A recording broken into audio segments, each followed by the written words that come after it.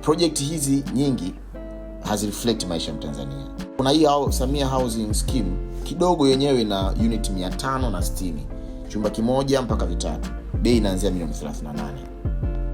Sasa mbaya zaidi ni uwepo wa miradi ya kifahari ambayo inalenga wachache, ambayo ni tabu kwa watu wengi. Angalia mradi kama wa Morocco Square.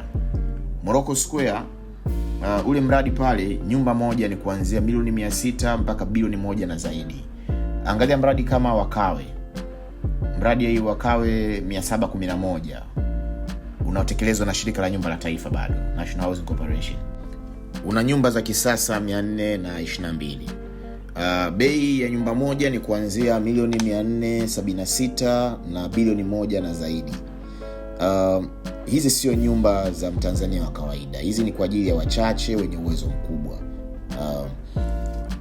Wakati huo mamilioni ya Watanzania wanaendelea kuishi kwenye makazi ambayo sio rasmi, makazi ambayo hajapangwa. Tunaposema ni vipaumbele ndio tumekosa, na sio kwamba tuna matatizo hasa, kwa sababu fedha hizo zingeweza kufanya nini ambayo zimejenga mradi wa Kawe. Mradi wa Kawe 711 umejengwa kwa shilingi bilioni za Kitanzania 171. Iwapo pesa hizo zingeweza kutumika kujenga makazi ya gharama nafuu, ya gharama ya milioni 25 kila nyumba moja, hiyo pesa ingejenga nyumba 6840 za milioni 25.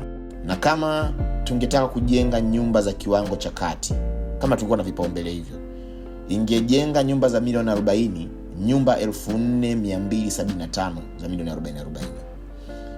Na hayo yangekuwa ni maelfu ya mafamilia ambayo yanaishi kwenye makazi hatarishi ambayo hayajapimwa, yangeweza kuhamishwa na kupata makazi salama kwa familia nyingi zaidi, na manufaa kwa taifa kwa ujumla.